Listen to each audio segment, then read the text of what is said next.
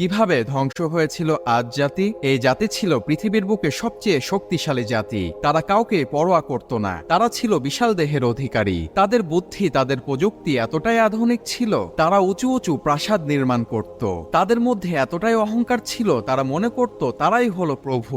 আর এই শক্তিশালী জাতির কাছে আল্লাহ তাআলা নবী হুদ আলাইহিসসালামকে পাঠালেন। হুদ আলাইহিসসালাম এই জাতিকে গিয়ে বলল, তোমরা আল্লাহ তাআলার ইবাদত করো, আল্লাহকে ভয় করো, তিনি তোমাদের স্রষ্টা, তিনি সকল শক্তির অধিকারী। এই কথা শুনে আদ জাতিরা বলল, তুমি একেবারেই বোকা এবং তুমি একজন মিথ্যাবাদী। তারা অহংকার করে বলল, আমাদের চেয়ে শক্তিশালী আর কে আছে? এগুলো কথা বলে তারা আল্লাহ তাআলাকে অস্বীকার করল।